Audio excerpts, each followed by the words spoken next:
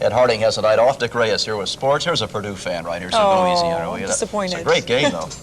Realize it's the first time Purdue has ever lost a bowl game. That's what you were saying, and I guess the last time they were played was it Liberty or Peach before this? It was the Blue Bonnet Bowl in 1980 with okay. Mark Herman. They did win the Peach back in 1978, though. They won the Peach, the Liberty, and the Blue Bonnet Bowl, but today it wasn't very good for Purdue. With the strong running game of Virginia and the nation's 7th-rated passing game in Purdue, the Peach Bowl promised a lot of offense, and that's what you saw on Channel 8 earlier this afternoon. Leon Burnett coming in with a 7-4 regular season record, and Virginia scored the first points on the afternoon. Quarterback Don Mikowski on that triple option, which Purdue worked on down in Atlanta.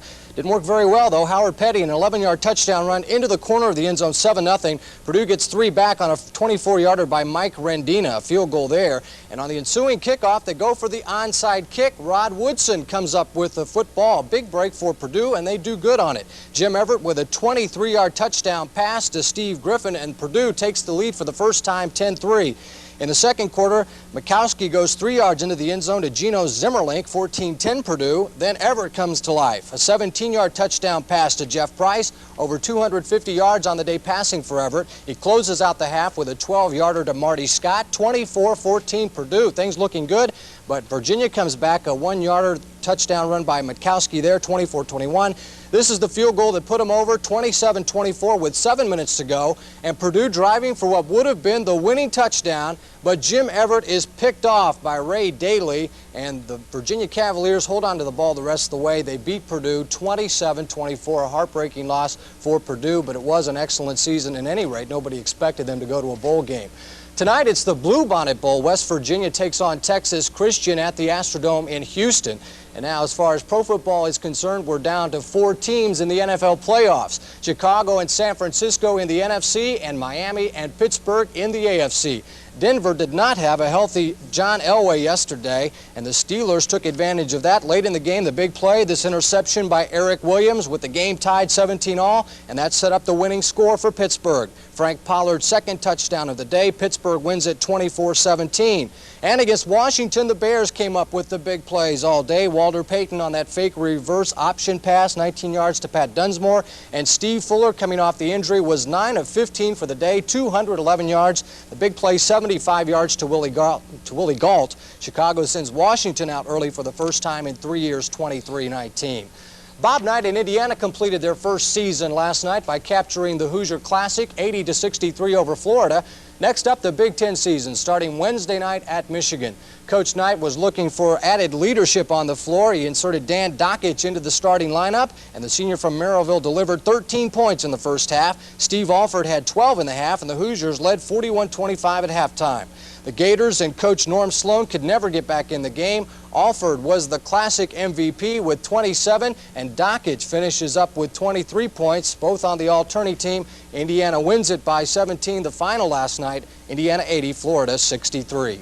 The NBA has the night off. The Pacers are back in action tomorrow night in Utah. Last night, Milwaukee surprised the Boston Celtics. Terry Cummings had 23 points at Milwaukee in the home white. The Bucks led by 9 at halftime. Larry Bird with 24 for Boston. They could never get back in the game. The Bucks hold on strong. Their lead is now 5 games in the Central Division. Moncrief had 27. The Bucks beat the Celtics last night, 114-98.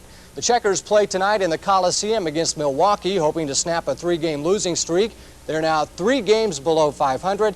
And finally, 1984 is almost over, a year that saw NFL football arrive in Indianapolis. And there are many other truly heroic achievements that we've watched together this year. Tonight, a recap.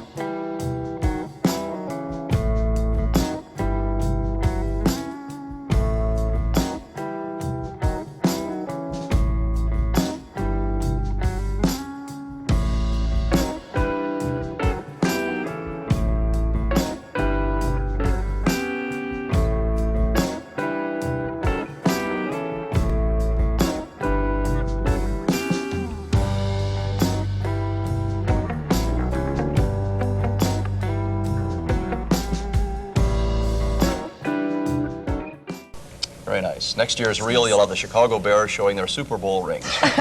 Yeah. Back after this.